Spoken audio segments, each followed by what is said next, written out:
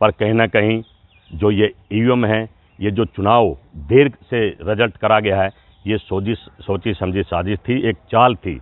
आपको ध्यान होगा बैलेट पेपर जब हटाए गए तो इसलिए हटाया गया कि बड़ा टाइम लगता रिजल्ट आने में। ईवीएम मशीन को इसलिए लाए थे कि जल्दी से रिजल्ट आ जाए, और आते भी थे। ये एक बहुत बड़ी साजिश करी गई है चुनाव में कि कोरोना का बहाना लेकर धीरे धीरे देर रात तक इस चुनाव को खींचा जाए। और उन्होंने खींचा भी, उनको पता था रात को क्या काम करते हैं। रात को घपला और जितना भी कर सकते थे षड्यंत्र उन्होंने करा कि तेजस्वी की सरकार को रोका, उसके रथ को रोका।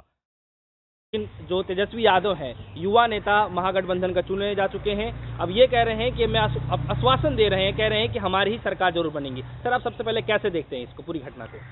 देखिए, भारतीय जनता पार्टी अभी कहीं ना कहीं बड़ी टेंशन में है। वो सोच रही है कि यहाँ भी एक धोखा दे दिया जाए नीतीश कुमार जी को। शायद कहीं ना कहीं कुछ नेता एक आवाज़ उठाएंगे कि नीतीश जी मुख्यमंत्री ना बने, सेंट्रल सरकार में आ जाएं। ये राजनीति बड़ी सोच समझ कर करते हैं, चालबाजी से करते हैं। और कहीं ना कहीं एक जो इनके मन में चल रहा है कि भाई मेहनत हमने करी, नीतीश को कैसे हम मुख्यमंत्री बना दें। कहीं ना कहीं छोटे नेताओं में आवाज़ आनी शुरू हो गई है। शपथ समारोह जब होगा जब पता लगेगा। और दूसरा, जो आप तेजस्वी की बात कर रहे हैं, वो नेता था, दमदार था, पूरे देश को दिखा दिया कि उसने कितना ज़बरदस्त काम करा है, कितने लोग उसके साथ थे, युवा घर से निकल पड़े थे और किसान मजदूर महिला उसका झंडा उठाए हुए थे। पर कहीं ना कहीं जो ये ईवीएम है, ये जो चुनाव देर से रिजल्ट करा गया है, ये सोची समझी साजिश थी, एक चाल थी। आपको ध्यान होगा बैलेट पेपर जब हटाए गए तो इसलिए हटाया गया कि बड़ा टाइम लगता रिजल्ट आने में। ईवीएम मशीन को इसलिए लाए थे कि जल्दी से रिजल्ट आ जाए, और आते भी थे। ये एक बहुत बड़ी साजिश करी गई है चुनाव में कि कोरोना का बहाना लेकर धीरे धीरे देर रात तक इस चुनाव को खींचा जाए। और उन्होंने खींचा भी, उनको पता था रात को क्या काम करते हैं। रात को घपला और जितना भी कर सकते थे षड्यंत्र उन्होंने करा कि तेजस्वी की सरकार को रोका, उसके रथ को रोका। जनता के दिए जो वोट जनता ने तेजस्वी को दी थी, उस पर प्रहार करा और कहीं कहीं सरकार बनाने में कामयाब हो गए। ये इनका मकसद था, अपने मकसद में कामयाब हो गए। कोरोना तो बहाना है, पर बेईमानी इनको करनी तो इन्होंने करी।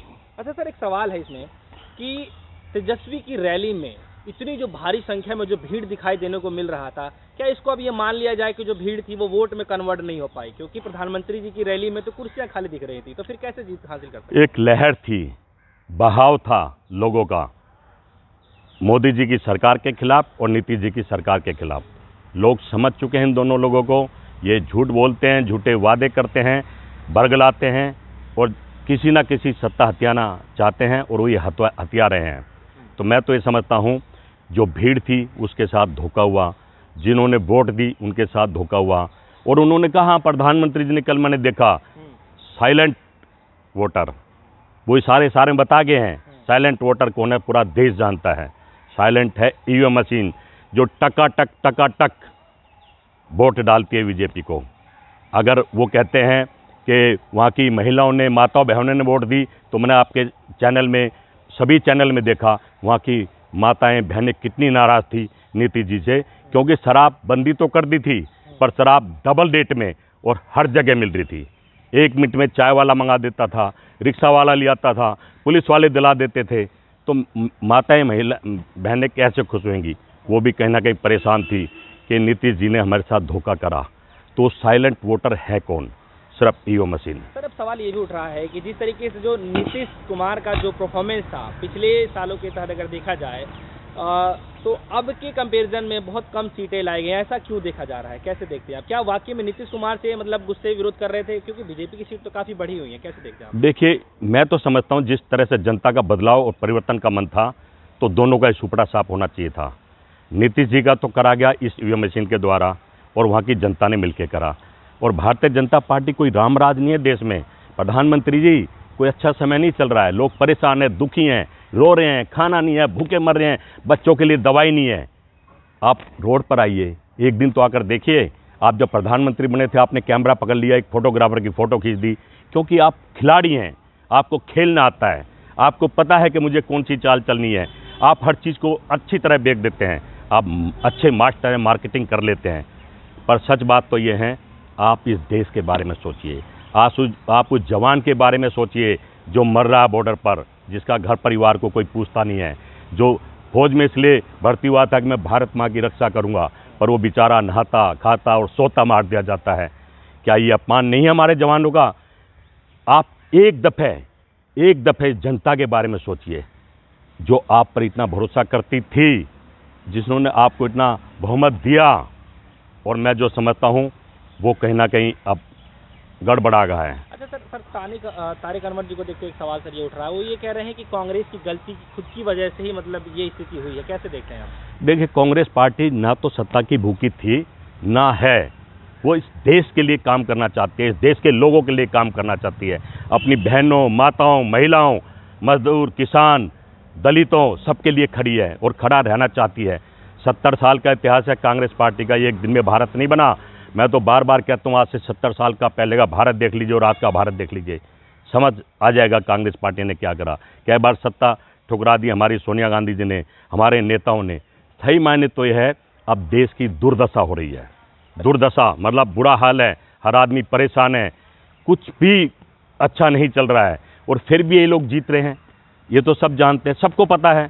अब देखो, अभी बिहार का चुनाव अच्छी तरह खत्म भी नहीं हुआ, मुख्यमंत्री मेरे बंगाल में चले गए, अब वहाँ देख लेना 2-4-5 दिन में भ्रष्ट लड़ाई झगड़े, हिंदू मुसलमान, सोशल मीडिया को छोड़कर सारे चैनलों पर आना शुरू हो जाएगा। तो मैं कहीं ना कहीं कहता हूँ, ना जाने इतनी सत्ताओं को लेकर क्या करेंगे। विपक्ष भी होना चाहिए, ईमानदारी से लड़ो। एक स्टेट अगर आपसे चला भी जाएगा तो क्या है, पूरा देश आपके पास है। देश से जो वादे करे हैं वो तो पूरे करो। आपने कहा था कि 19 लाख नौकरी देंगे, आप देखना टाइम ठिस हो जाएगा अभी स्टार्टिंग में ही। अगर तेजस्वी होता तो 10 लाख देता। आप सिर्फ झूठ बोलते हैं, झूठ के सहारे चलते हैं। अब देश की जनता आपको समझ गई है, ज़्यादा दिन नहीं चलेगा। सर, अब सवाल सर ये उठ रहा है लगातार सोशल मीडिया पर भी, और कांग्रेस बड़े बड़े जो नेता हैं वो भी इसको सवाल उठा रहे हैं कि इसमें ईवीएम में घपला हो रहा है, लेकिन अलग तरीके से इसमें कर रहे हैं, किसी को पता नहीं चल पा रहा है। उसकी चिप में है, चिप बदल दी जा रही है इस तरीके से, क्योंकि इसको कई जगह पे मतलब रिसर्च भी किया गया है कि इसमें वाकई मतलब शक के घेरे में है कि हैक हो सकता है, चाहे उसमें बदलाव किया जा सकता है। क्या वाकई में इस वजह से मतलब चुनाव जीता जा रहा है? इसको बदलने की क्यों नहीं कार्यक्रम किया जा रहा है? देखिए, कांग्रेस के लोग और भारत के लोग तो अब कहने लगे हैं, क्योंकि सबको नज़र आ रहा है, दिख रहा है। मैं तो पहले दिन से कह रहा हूँ, जिस देश में ईवीएम बनती है वहाँ बैलेट पेपर से चुनाव होते हैं। हमारे देश के प्रधानमंत्री नरेंद्र दास मोदी जी ने भी कहा था जब विपक्ष में थे, इस ईवीएम को बदलो, इससे घपले होते हैं। पुरानी वीडियो देख लो, उनको भी पता घपले होते हैं, उनको करने आते हैं। कांग्रेस पार्टी ने कभी ऐसा सोचा नहीं, कभी ऐसा करा नहीं, क्योंकि उसमें हिम्मत नहीं है चोरी डकैती और ऐसे गलत काम करने की। इन लोगों में हिम्मत करते हैं, बेदलरे से करते हैं, खूब करते हैं। तो कहीं ना कहीं मैं तो पूरे देश से आपके माध्यम से अपील करता हूं, अगर लोकतंत्र को बचाना है, इस भारत को बचाना है, तो या तो चुनाव का विरोध करो, बहिष्कार करो, या फिर आप सब मिलकर प्रधानमंत्री जी और चुनाव से अपील करो कि भाई अगर आप देश में वाकई राम राज आप अच्छा काम कर रहे हैं तो बैलेट पेपर से आ जाइए, क्योंकि उसमें भी इतना टाइम गिनने में लगेगा और सच्चाई सामने आ जाती है। हम एक एक वोट के लिए लड़ते हैं, अगर निशान इधर हो जाता तो उसको डिफाल्टर में डाल देते हैं। उस पर आना पड़ेगा, नहीं तो ये देश की हालत जो है बद से बदतर होने वाली है। आपके बाद खत्म होता हुआ नजर आया? नहीं, वो तो उन्होंने कह दिया था मेरा अंतिम चुनाव है, पर ये बात आपकी ठीक है, जो इनसे जुड़ता है वो तो ख़त्म होना ही होना तय है। इनको बर्दाश्त नहीं है कि कोई और इस देश में नेता हो। ये सोच ही गलत है, इनकी धारणा ही गलत है।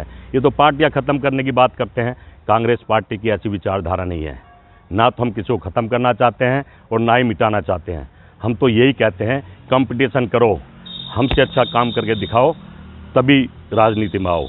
एक अपील और करता हूँ आपके माध्यम से सभी नेताओं को, खैर नेता तो अब नहीं सुनेंगे क्योंकि सत्ता बीजेपी की है, सुप्रीम कोर्ट से अपील करता हूँ, एक ऐसा कानून बनाओ जिसको जनता चुन ले और वो बाज़ार में जाके बिक जाए, उस पर सारी ज़िंदगी का पाबंद लगा दिया जाए कि वो राजनीति में चुनाव ना लड़े और राजनीति से बाहर कर दिया जाए, तभी लोकतंत्र बचेगा। और ये सुप्रीम कोर्ट करना पड़ेगा, नहीं तो बिकते रहेंगे, पैसे दम पे खरीदते रहेंगे, जनता बेवकूफ़ बनती रहेगी, यही चलता रहेगा।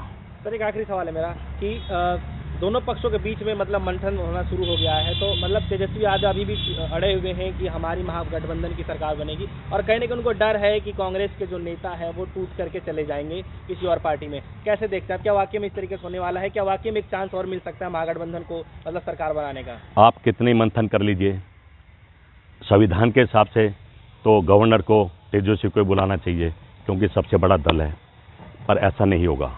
और रही बात जो टूटने की, खरीद फरोख्त में इसलिए कह रहा हूँ सुप्रीम कोर्ट को पहल करनी चाहिए, कानून बनाना चाहिए। और जिस तरह का जो मामला ये जो चल रहा है, मैं समझता हूँ अब कुछ भी हो सकता है, पैसे के दम पर कहीं भी कोई सरकार बना सकता है। यह तो जनता के साथ विश्वासघात है और मैं समझता हूँ अब होता रहेगा।